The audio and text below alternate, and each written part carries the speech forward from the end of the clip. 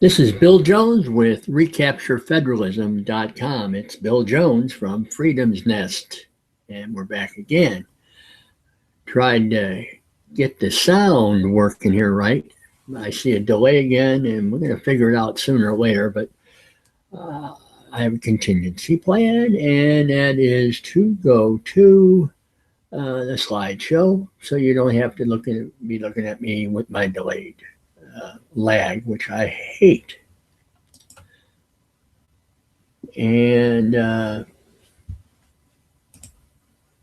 we will go right there. And let me see. We'll go right there. And I hope everything's going well here, and then we have the sound and everything. First thing I always do with any of my presentations, I, William R. Jones, do solemnly swear that I will support and defend the Constitution of the United States against all enemies, foreign and domestic, and that I will bear true faith and allegiance to the same, so help me God.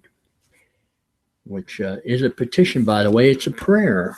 Most people don't understand that, but the minute you say, so help me God, along with a lot of the oaths that we have public official takes, military takes, law enforcement takes, that you have, so help me God. And that goes back to the founding fathers, that idea. Some people don't like that, especially if they're adhere to communism. And of course, that's what I'm going to be talking about today. The other side of communism. The title of the broadcast today and the subject is, it's still God and country, not commie and state. And we'll be getting into it here shortly. What we will do, let me see 1 second.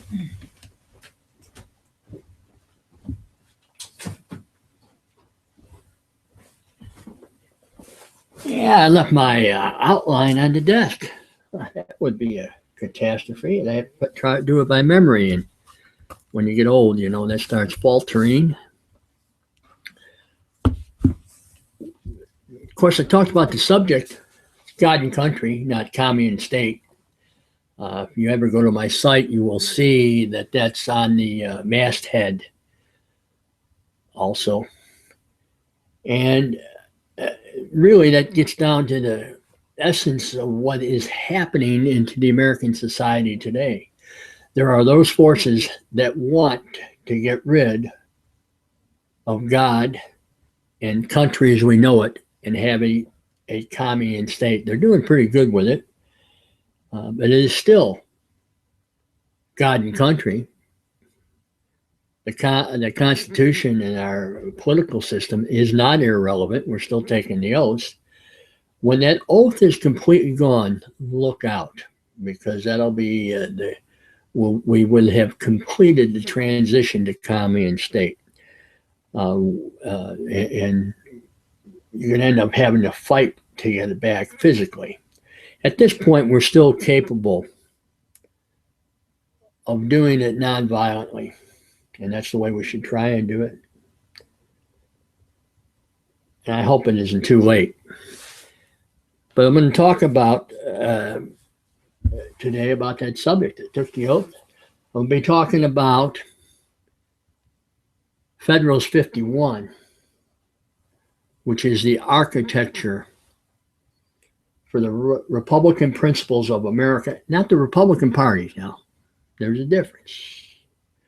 Republican Party is an illegal party, along with the Democratic Party. We're talking about Republican principles, representative government, okay? And that's what our political system is based upon. It is, in fact, God's gift to America. I know I have, even when I was in college in the Constitution law class, we're talking about the divine inspiration. I went farther than that. I go farther than that. It's I'm going to be talking about it today. It's right out of the Bible, okay? Our political system is right out of the Bible. It's from Romans 13, and I'll be going over that too. The Republican Principles of America, also known as the Federal Principles of America, and also Federal System of America. And you will hear me talk about that as the Federal System of America. And that comes directly from Federalist 51. And where did we get it from? I said Romans 13. Let's go to Romans 13 and see what it says. The basis of our government and our political system is Romans 13. Paul's letter to the Romans. Okay? And it starts out,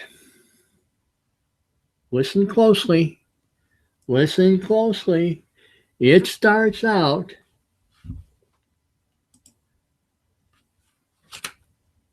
let every soul be subject to the sovereign authorities, for there is no power which is not from God, and those who are in authority are ordained by God. That's what the founders believed. Yeah, them old men, they believed that because they studied that. They studied all sorts of political science and other systems and saw how bad every other system is. They knew about Romans 13. Do I have any factual knowledge that they knew? Well, by the way they acted and by what they produced, they had every full knowledge of Romans 13. You know, the sovereign authorities. Sovereign authorities. Didn't ABC have some special on a couple of years ago on 2020, and they're talking about the sovereign groups and how bad the sovereign groups are? Well, no, in this particular Bible I have, and I use Lams's Aramaic to English, he specifically talks about the sovereign authorities. The sovereign authorities. By the way, that's what we have in the Declaration of Independence when they talk about the judge of the world, don't they? To Jews and Christians, that's God. By the way, Romans 13, Jesus Christ isn't mentioned until the last verse. It's all about God the Father. And we'll continue on. Let me go here,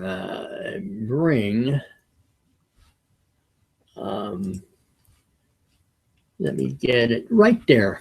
I'm from Illinois. So people around the country saying, wow, what's he putting up there? It's a seal of the state of Illinois. It's from 1839. The state of Illinois was statehood 1818. Now you see a couple of dates in there. I'm going to get it. 1818, of course, is the date of statehood. There's an 1868 in there. You follow my little cursor there. If you saw it, I'm not sure you saw it or not, but we'll think that you saw it. There are dates there underneath the eagle on a rock. That's an eagle over the prairie of Illinois. And he's holding a banner, isn't he? What's in that banner? There's words on that banner. There's words on that banner. And above his head, what does it say? National Union. And below it, it says state sovereignty. That's right. State sovereignty. You know, that ABC story, it talks about the FBI investigating sovereign groups. Oh, they're anti-government. No, that's how much of a big lie you see there. This is from 1839. 1839, state sovereignty.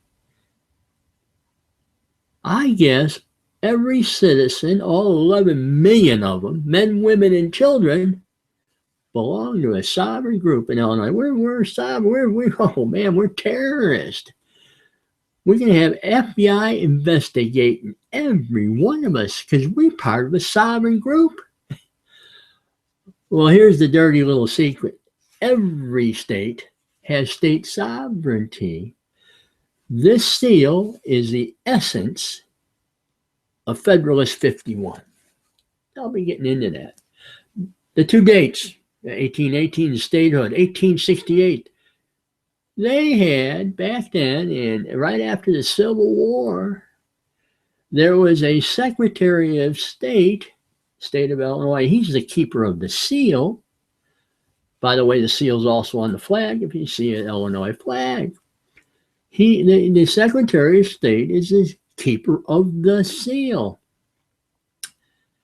And in 1868 or 1867, the Secretary of State said, we're taking that state sovereignty off there.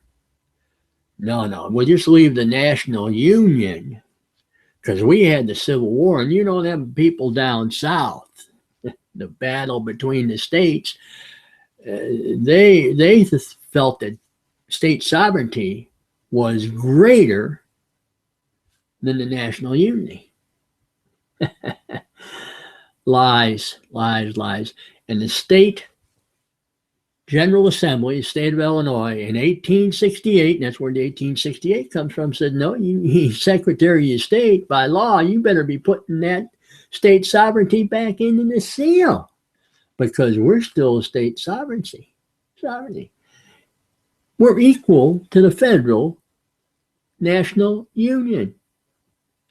We're part of a confederacy of all the states, and we have state sovereignty along with the confederation.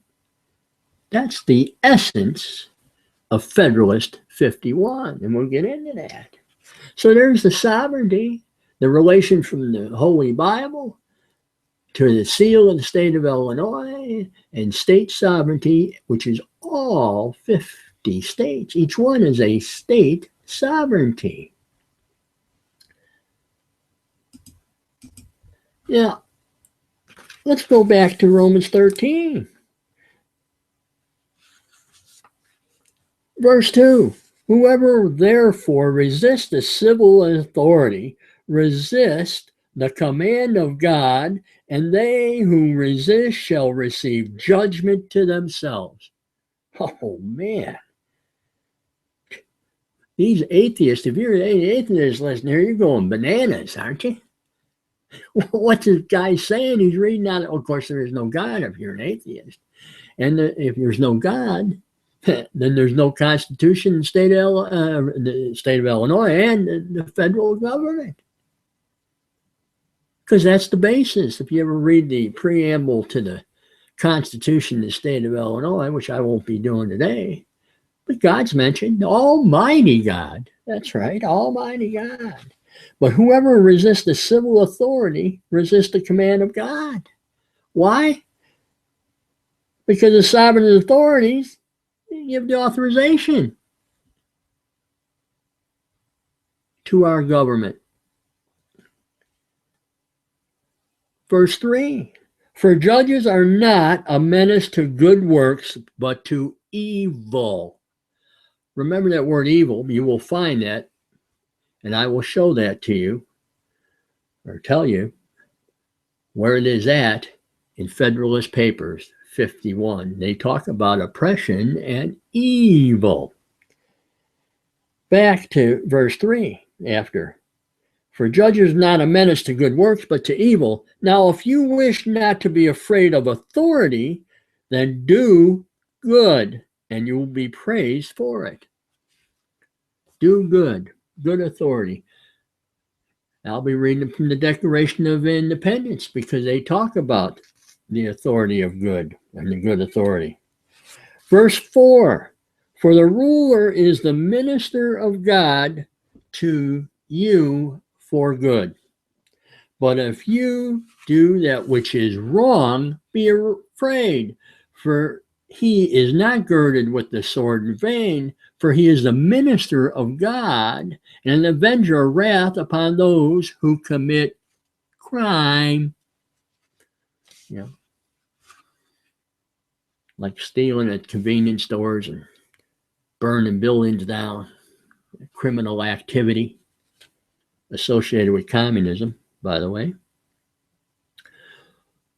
Verse 5, wherefore we must be obedient, not only in fear of wrath, but also for conscience sake. Yeah, you have a guilty conscience when you're violating the Constitution. You have a guilty conscience when you're committing crime and violating the Ten Commandments. That's what this is all about. It talks about head taxes and taxes. Taxes, by the way, yeah, you have taxes, but they're supposed to be in a fair and accordance manner, and not by Obama's fairness.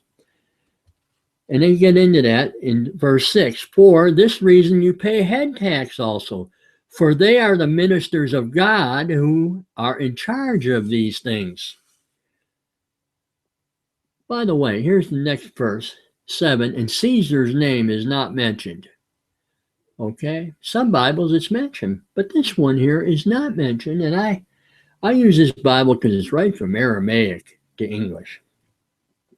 Verse 7, render therefore to everyone as is due to him, head tax to him who is in charge of head tax, duty to him who is in charge of taxes, reverence to whom reverence is due, and honor to whom honor is due.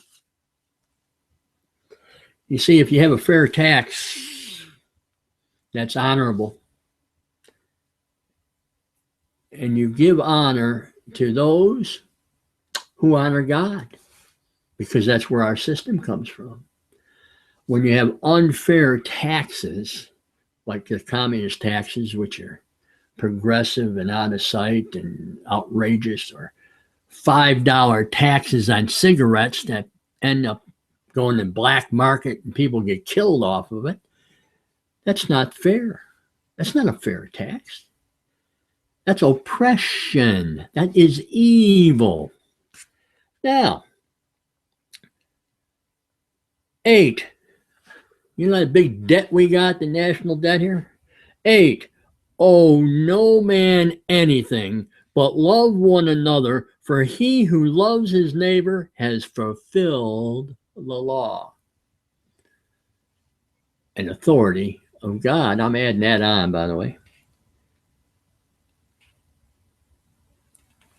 Owe no man anything, but love one another, for he who loves his neighbor has fulfilled the law. I suppose burning down businesses isn't loving your neighbor now, is it? Then it goes in and continues on. I'm not going to read it all, but in 9, it starts talking about the Ten Commandments. That's our legal system. Authority from God. Our legal system comes directly. It's based on the Ten Commandments. Of course, we got a Supreme Court violating their oath, ordering a judge to take the Ten Commandments out of a courtroom. Are you kidding me? That's how immoral that is. It's direct contradiction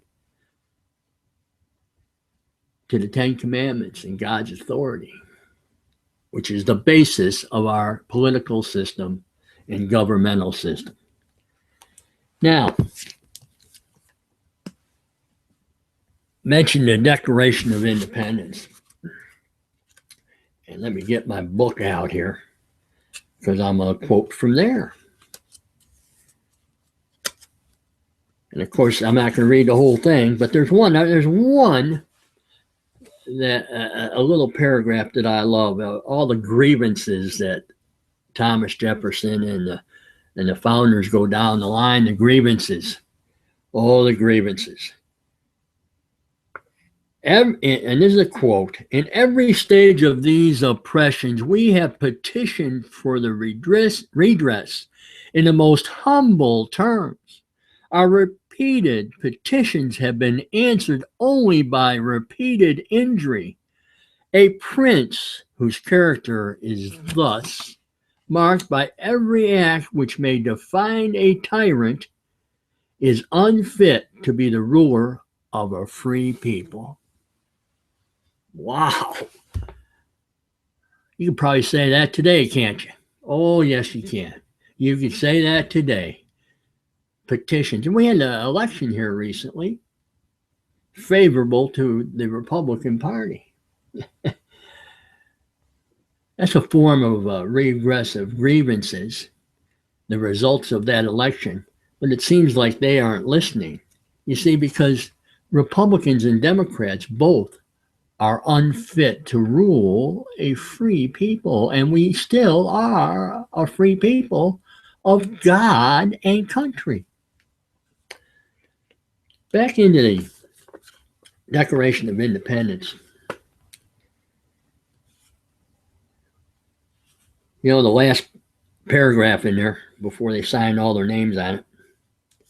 We therefore, the representatives of the United States of America in General Congress, assembled appealing to the Supreme Judge of the world for the rectitude of our intentions, do in the name and by authority of the good people of these colonies, solemnly publish and declare.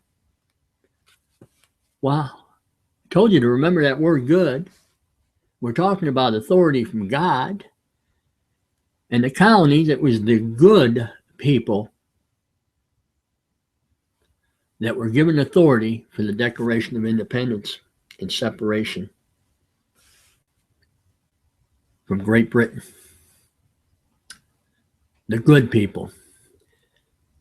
That, I guess, did not include the Tories.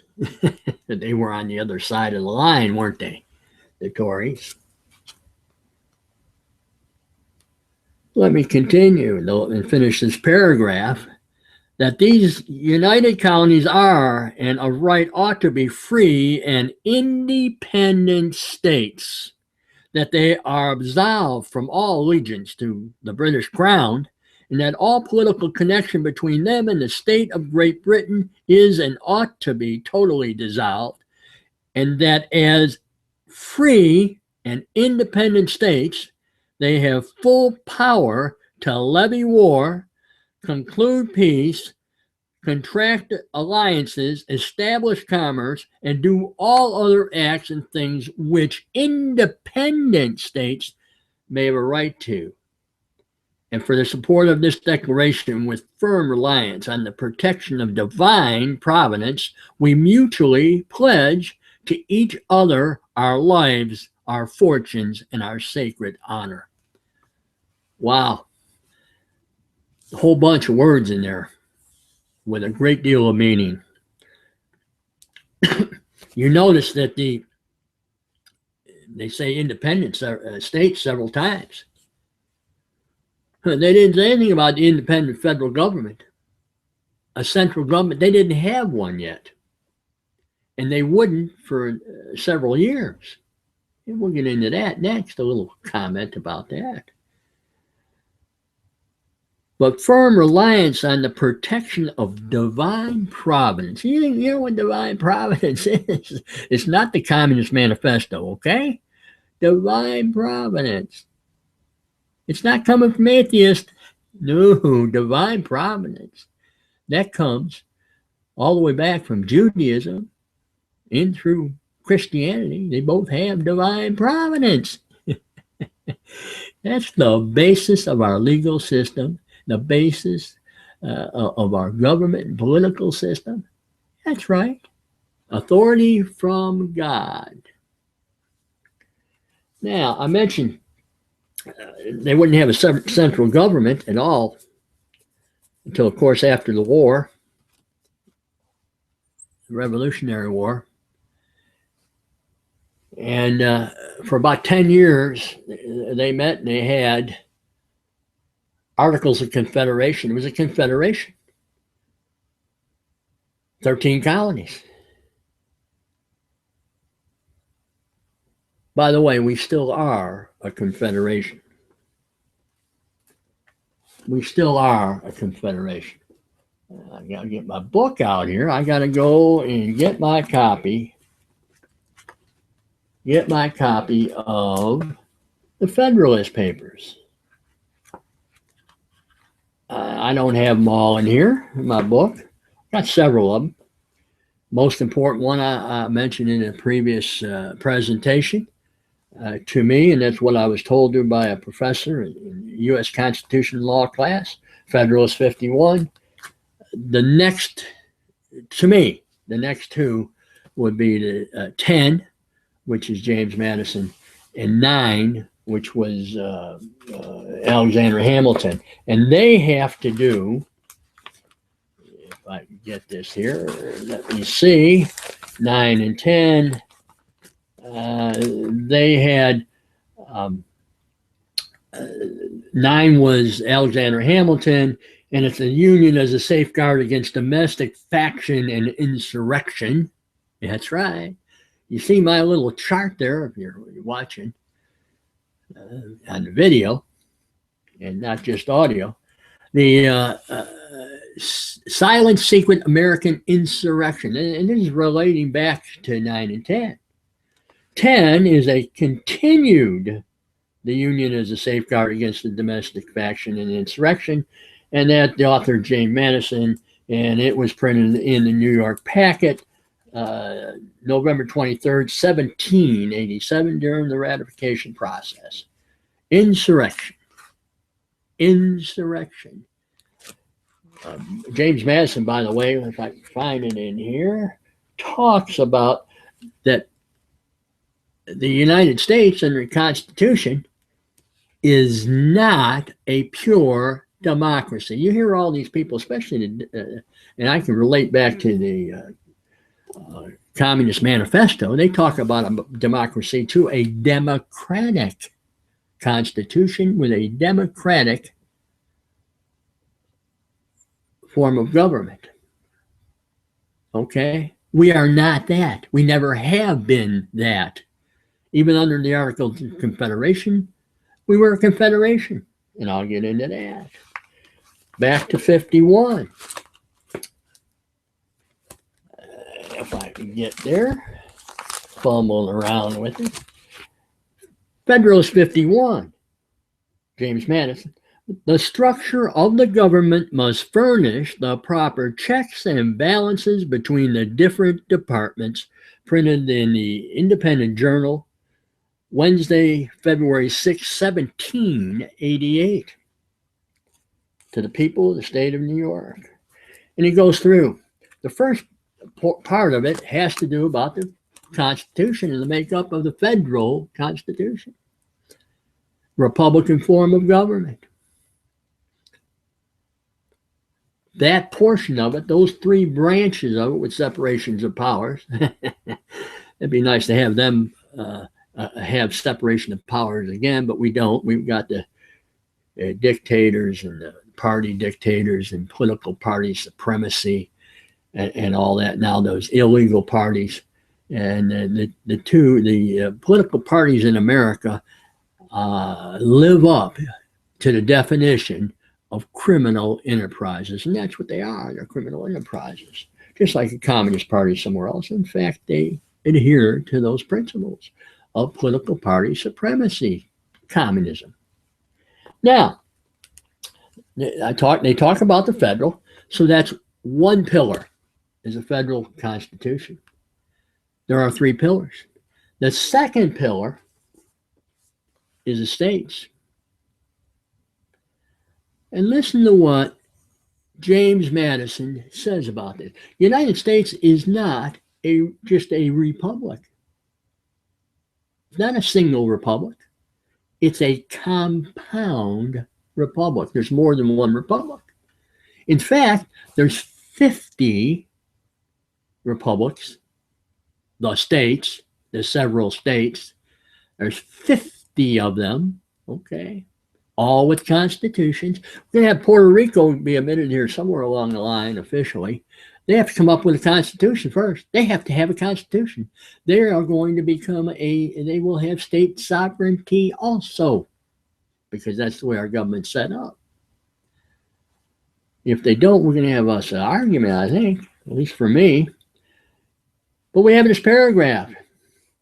He talks about there are moreover two considerations particularly applicable to the federal system of America, which place that system in a very interesting point of view. Madison continues. First, in a single republic, all power surrendered by the people is submitted to the administration of a single government, and the usurpations are guided against by a division of the government into distinct and separate departments. That's the federal Constitution, Constitution of the United States. That's what that is, a single republic. Well, wait a minute. I said we weren't a single republic. No, because we have 50 state republics. And then the next sentence is what he, in this paragraph, he alludes to it. In the compound Republic of America, the power surrendered by the people is first divided between two distinct governments, and then the portion allotted to each subdivided among the district and separate departments. Hence, a double security arises to the rights of the people. The different departments will control each other at the same time that each will be controlled by itself. You understand? You understand? Hello? Anyone there? Do you understand what that just said? They're equal. The states and the federal government are supposed to be equal. That's what that 10th Amendment is. The 10th Amendment isn't even around yet when Madison's talking this. He's done the Constitution. They have done the Constitution. There's no First Amendment or the 10th Amendment. There originally, by the way, was a vote for 12 amendments, and 2 of them did not pass. But the Bill of Rights is 10 amendments, and the 10th had to do with the states' rights. Whatever isn't delegated to the federal government, the state's supposed to handle all that. That's the way it's supposed to operate according to Federalist 51. But you've got these commies, you got these commie boys and girls out around, criminals, taking and stealing the basic human rights of Americans. Yes, that's what's happening. We are enslaved by a foreign political ideology. Hello, are you there? How does it feel? And you're dealing with these, like you're putting your hopes with Republicans. They're as big a crooks as the Democrats. Okay, they're saying they're a crime family. 2 political crime families. That's what we got running here. So if you want to relieve the problems, you need to purge their asses, okay? Putting it bluntly. Now he continues. Remember, that was first about the Republic. Second, and I'm not going to read, this is a whole big paragraph. I'm not going to read it all. I suggest you do sometime. Sit down with a cup of coffee, glass of wine, a beer, water, and read this long paragraph. But I'm going to read just part of it. Second, it is of great importance in a republic not only to guard the society against the oppression of its rulers, but to guard one part of society against the injustice of the other part. Different interests necessarily exist in different classes of citizens. If a majority be united by a common interest, the rights of the minority will be insecure. There are but 2 methods of providing against this evil. The one by creating a will in the community independent of the majority, that is, of the society itself. The other by comprehending in the society so many separate descriptions of citizens as will render an unjust combination of a majority of the whole very improbable, if not impractical. They talk a little bit later about religious sects, and I don't mean sex, I mean sects. So there's a relationship to morality again in religion that George Washington talks about in the George Washington Farewell Address in 1796. At this point in the history of our country, there is no amendment. There is the base core Constitution. You notice in what I read, talks about the oppression of rulers, and that's what we have going on today in America, the oppression of the two political crime families, the criminal enterprises, the Democrat and the Republican parties, which have no legal basis or authority from God. Hello? The two parties, no authority from God. That's correct. It talks about different groups, and that's what you see is happening today. Different interest. And what you have is you have the political party supremacists who are adhering to the Communist Manifesto, which is all about class warfare, class struggle.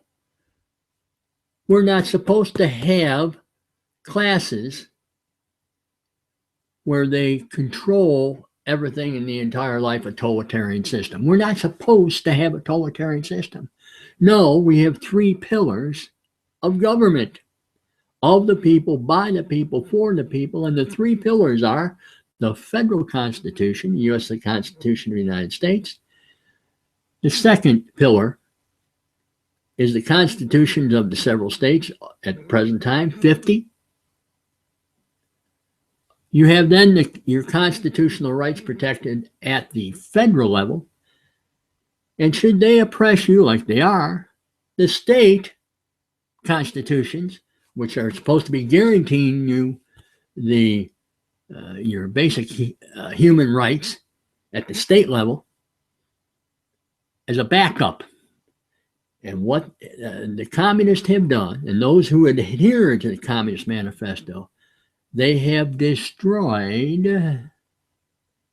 the basic human rights. They have enslaved the people at the state level to start out with by yanking and usurpation. There's that word again. The founders like that word. That's taking and stealing basic human rights away from people. And they did that from the states.